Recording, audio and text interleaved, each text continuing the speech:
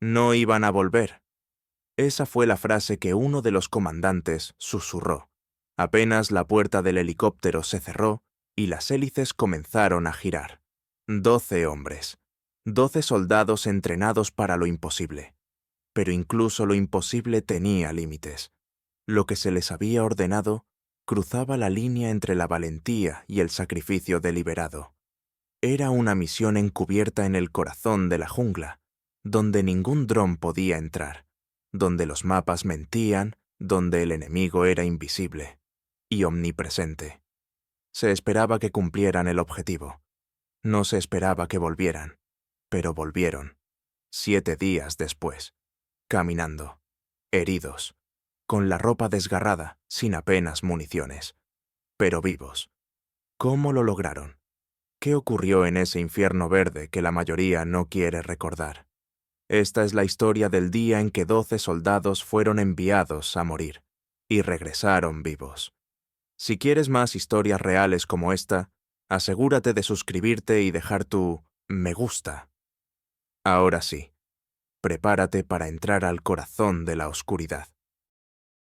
Amanecía con una neblina espesa sobre la base operativa avanzada Delta 9, ubicada a solo 14 kilómetros de la línea del frente. El aire olía a humedad, queroseno y tensión. Era el tipo de mañana en la que nadie salía a patrullar si podía evitarlo.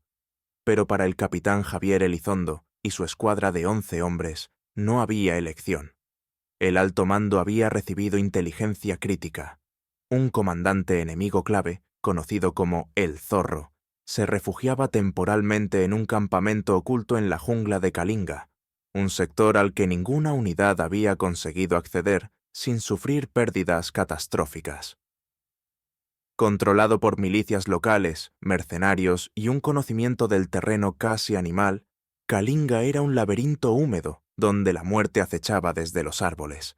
La misión era clara: infiltrarse, confirmar la presencia del objetivo, marcar la posición para un ataque aéreo y extraerse sin ser detectados. En papel parecía ejecutable. En la realidad, era un boleto solo de ida. El capitán Elizondo, un veterano de 3 campañas, no dijo mucho al recibir las órdenes. Solo bajó la mirada al dossier, luego al rostro de sus hombres. Algunos eran jóvenes de rostro aún redondo, otros llevaban cicatrices visibles e invisibles. Lo único que compartían era el silencio. Ese que se instala cuando todos entienden el riesgo, pero nadie quiere verbalizarlo. A las 5:42 subieron al helicóptero CH-47 Chinook. No hubo arengas heroicas, solo el rugido de las hélices y un último vistazo a lo conocido. Entre los 12 estaban Sargento Rodrigo Lobo. Paredes, el rastreador, nacido en las montañas. Teniente Julio Morales, experto en demoliciones, callado y metódico. Cabo David Mono. Echeverría, el más joven, apenas 19 años, pero con reflejos felinos. Cabo Segundo. Ariel Fonseca, francotirador, mirada fría, precisión quirúrgica. Soldado de primera Tomás. Riquelme, el que cargaba el radio, y con él la esperanza de volver. Cada uno tenía un rol, y, más importante aún, un nombre que algún familiar pronunciaba cada noche esperando noticias. A las 6:23, los 12 tocaron tierra en un claro estrecho, cubierto por la niebla matinal. El helicóptero desapareció tras los árboles, y con él toda conexión al mundo exterior. El primer paso en la jungla fue como cruzar un umbral invisible hacia otro universo. Todo estaba vivo, y todo parecía observarlos. La vegetación era densa, húmeda, resbaladiza. Las hojas chorreaban agua sobre sus cuellos. Cada rama que crujía bajo sus botas sonaba como una alarma.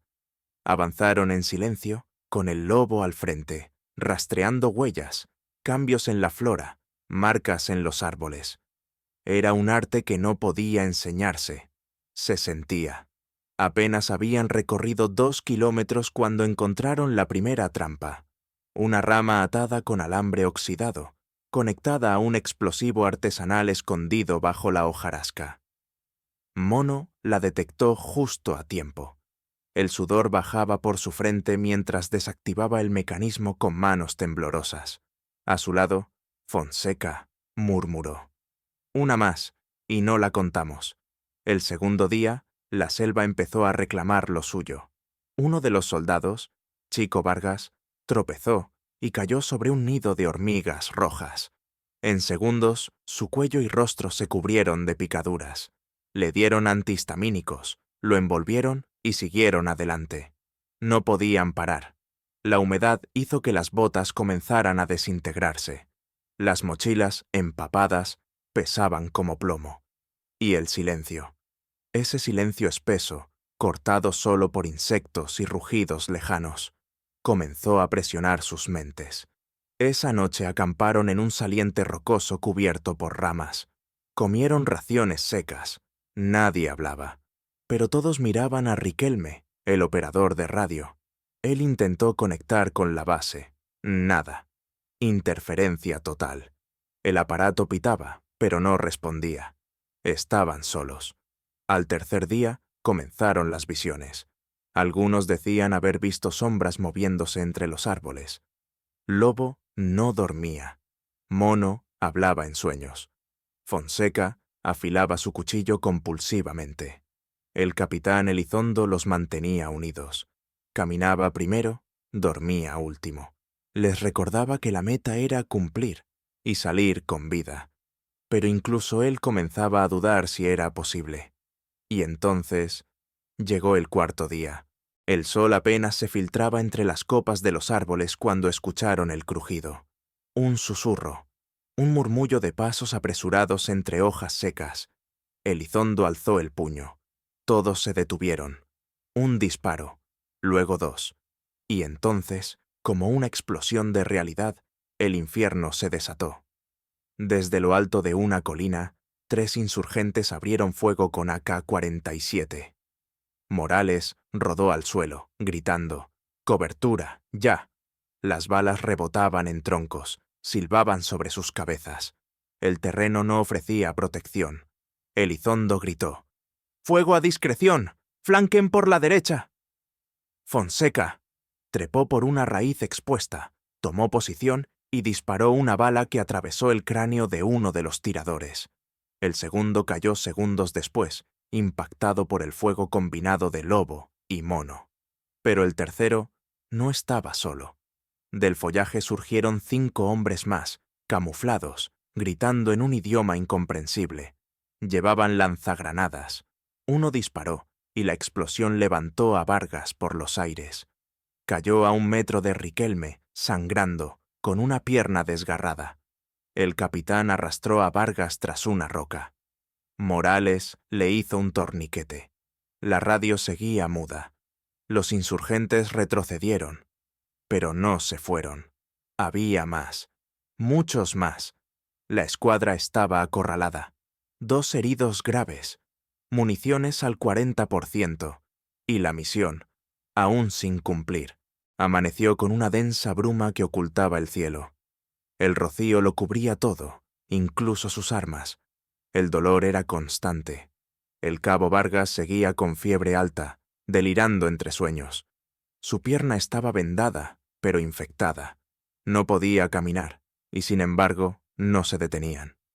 El capitán Elizondo se reunió con los líderes de escuadra.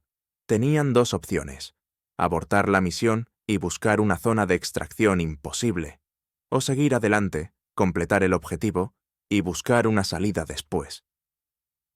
Eligieron lo segundo, no por órdenes, no por gloria, por él, por Vargas.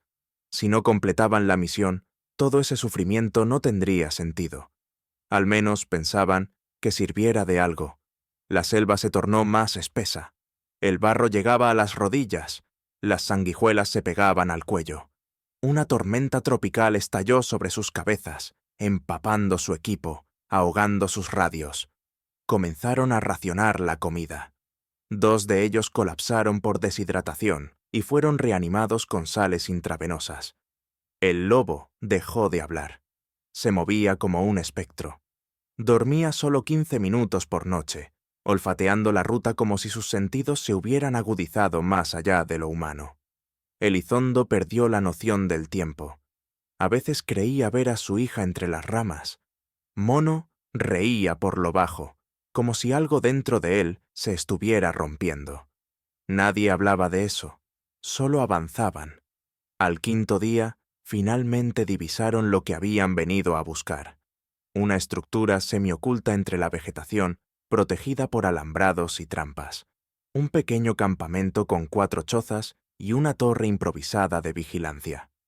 Allí, según el dron capturado días antes, dormía el zorro, el responsable de 3 emboscadas mortales, el cerebro de las rutas de armas ilegales, un fantasma con rostro humano. Elizondo se arrastró en silencio por más de 1 hora, hasta tener visión clara del perímetro. Marcó la posición con un láser infrarrojo, pero no funcionó. La nube bloqueaba todo satélite. La radio seguía muerta. El ataque aéreo no iba a llegar. Tenían 2 opciones: esperar lo imposible o entrar. Eligieron lo segundo. A las 3:17 de la madrugada comenzó el asalto. Elizondo dividió al equipo en 2. 6 cubrirían el perímetro, 5 entrarían en sigilo. Fonseca, el francotirador, se apostó en una ceiba de 20 metros. En la oscuridad total, sus ojos se acostumbraron a distinguir movimiento con precisión quirúrgica. 1 a 1, los insurgentes caían en silencio. Una puñalada. Un disparo con silenciador. Un corte limpio. En 11 minutos, habían neutralizado a 9 hombres. Pero justo cuando se aproximaban a la choza central, una alarma improvisada, una simple lata colgando de una cuerda, tintineó. El campamento despertó en caos. El zorro intentó escapar por una escotilla trasera, pero Mono lo interceptó, arrojándose sobre él como un animal salvaje.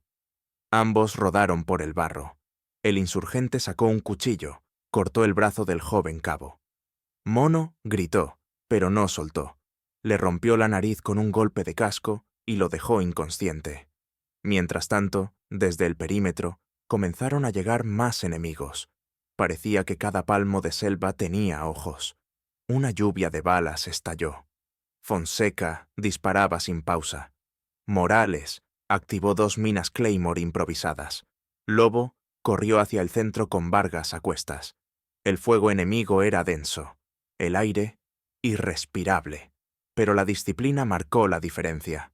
Elizondo tomó el cuerpo de El Zorro, lo cargó al hombro y gritó: «¡Retirada táctica! ¡Punto de escape 2!». Cruzaron el bosque corriendo, sangrando, con los músculos gritando por descanso. Y entonces, como si la selva les diera tregua, encontraron un viejo sendero, una huella casi borrada de una ruta minera olvidada. Lo tomaron. Caminaron sin detenerse por 36 horas, uno deshidratado, otro con fiebre tifoidea. Vargas apenas respiraba. Mono había perdido mucha sangre, todos, más allá de cualquier límite. Cuando por fin emergieron de la jungla, el sol ya caía. Estaban sucios, irreconocibles. El uniforme era solo trapos colgantes. Llegaron a un puesto de avanzada semienterrado en la frontera del sector Charlie. El soldado de guardia casi dispara al verlos. Pensó que eran espectros. Cuando Elizondo dijo su código de identificación, el silencio fue absoluto. 12 hombres, 12 condenados, regresaban, vivos. Las primeras horas fueron de shock. Luego vinieron los helicópteros, la evacuación, y la noticia voló. Escuadra Fantasma regresa tras 7 días en Kalinga. Objetivo cumplido, sin bajas fatales. El informe oficial dijo: se trató de una operación de reconocimiento e intervención altamente riesgosa. El éxito fue inesperado, las circunstancias extraordinarias. Pero entre soldados se murmuraba algo más, que no fue entrenamiento, ni suerte, fue otra cosa, algo que solo quienes han mirado a la muerte de cerca pueden entender: hermandad, y una voluntad inquebrantable de volver, juntos. A veces, las estadísticas no explican todo. Una operación con 12 hombres en territorio enemigo, sin apoyo, sin comunicación, sin salida. todo indicaba una sola cosa: muerte. Pero regresaron. Uno cojea hasta hoy. Otro no duerme bien desde entonces, pero regresaron, no por milagro, sino por coraje, por lealtad y por no aceptar el destino que otros habían escrito para ellos. Esta fue la historia del día en que 12 soldados fueron enviados a morir y regresaron vivos. Si esta historia te estremeció, si te hizo pensar, suscríbete, porque hay muchas más, reales como esta, que esperan ser contadas. Nos vemos en la próxima batalla.